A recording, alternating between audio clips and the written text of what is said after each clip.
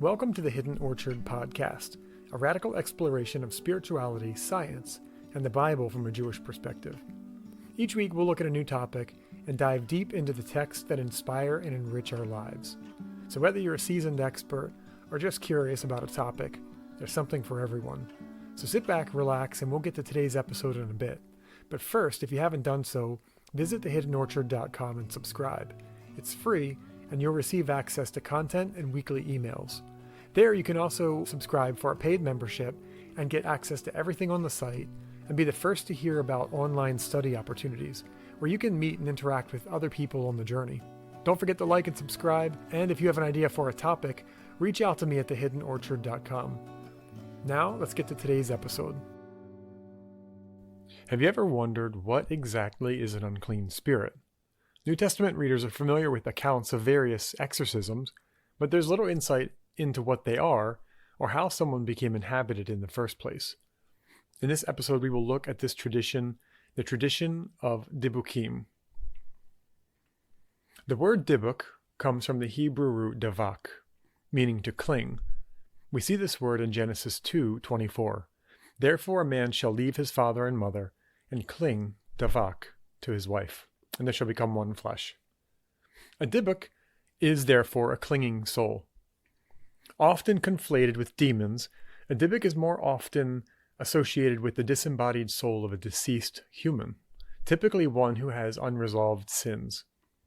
In general, we should keep some fluidity with these definitions, as like most things spiritual, we're trying to describe the incomprehensible. Many cultures have similar concepts, but in the Jewish tradition they are often referred to as evil spirits, or even unclean or impure spirits in some translations.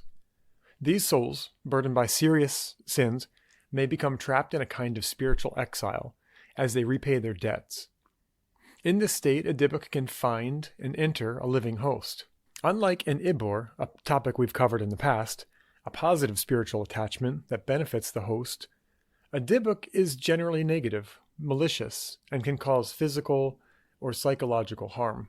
Jewish tradition has been captivated by these stories for as long as tradition can recall, and as hinted above, the New Testament contains many famous stories of these attachments.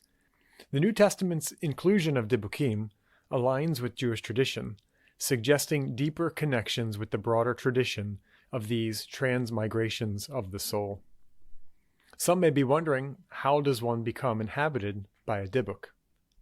If a living person accrues a certain degree of sin, unrepentant spiritual impurity themselves, they open themselves up to a Dybuk. The Talmudic statement seems to be instructive here that people sin when a spirit of folly enters them.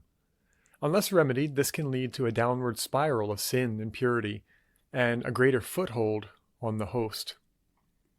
In the book Minchat Yehuda, Yehuda Fataya records many encounters with various Dybukim, in which he learns about their existence in the netherworld, the sins that put them there, and the limitations they have in that reality. It seems sexual immorality, and in particular adultery, are egregious spiritual sins. In addition to unrepentant sins, some souls can become so attached to physicality in their life, they have a difficult time leaving it. Ensnared by the lures of physical pleasures, these souls enter a host with whom they try to live out their wishes vicariously. What makes a Dybuk so dangerous is that they possess human intelligence and seem to have the ability to learn new ways of causing trouble for themselves and their host. Unlike some types of demons who prefer to lay low and siphon energy from the host, a Dybuk may act similar to a drug addict, one who has lost control in pursuit of their next high. Signs of attachment can include drastic personality changes, bad habits that lead to bad decisions, depression, mood swings, sudden illnesses, or unexplained sickness. Another sign seems to be that the host becomes increasingly engaged in behaviors and destructive habits that they have not had in the past. While some of these can be explained through everyday means, there might always be value in looking to spiritual causality. Alternatively, a Dybuk can be very subtle, hiding within a host for many years before being detected. In some stories, some have found the acquired ability to speak languages they never learned. Other stories describe horrifying abuses of a sexual nature or assaults that recur in one's dreams. And we'll talk about this topic in a separate episode in the future. A person with a dangerous attachment may appear outwardly as insane or suffering from a mental or physical illness. Tradition shares many stories of perceptive rabbis who could communicate with the Dybuk, learning its identity and helping guide these lost souls onto the next phase of their afterlife. It makes one wonder, through the connection with sins of a sexual nature, promiscuity, licentiousness, what percentage of people today are inhabited by some degree of attachment? If you visit the website, I have some sources and some more content available, as this is in the full access section of the site, but it will cover one topic I think is interesting before we wrap this episode up. In the Gospel of Mark, the story is told of a man who is inhabited by multiple spirits. Though the English translations often interchange demons and impure spirits, to me the story aligns more with the tradition surrounding Dybukim. Likely avoiding the punishment of the angels, the first thing the spirits seem to be concerned with is that Jesus might torture them. We see this concern in similar gospel accounts, and it aligns with other rabbinic accounts. To avoid this, the spirits make a deal in this gospel story that allows them to inhabit pigs on the hillside near the Sea of Galilee, though this does not last long. Aside from the loss of livestock the town incurred through this episode, they likely also had an influx of possessions as the spirits sought new places to dwell. No wonder the village wanted to send Jesus off. While many in the West have come to believe that these Dybukim, these possessions and demons of this sort, are superstitions, exorcisms like this still occur today.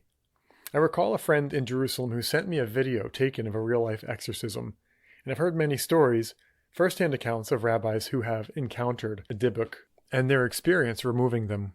Years ago when I was on staff at a church, the pastor who often traveled abroad shared many stories of possessions like this, some absolutely terrifying, but nevertheless aligned with the tradition. From ancient times to modern, the Dybuk continues to captivate audiences all over the world, and we will definitely come back to this topic in the future. So consider this an introduction for now. That's it for today's episode. I hope you enjoyed this topic. Remember, you can find more information at thehiddenorchard.com. If you liked what you heard, please leave a review and share this podcast with your friends. We don't really engage in marketing, so it's word of mouth and references like that really help spread the word. Also, I want to say thank you to those who subscribe to the site and those who support the Hidden Orchard Project financially. Without you, it wouldn't be possible, so thank you. Thanks to everyone for tuning in, and we'll see you next time.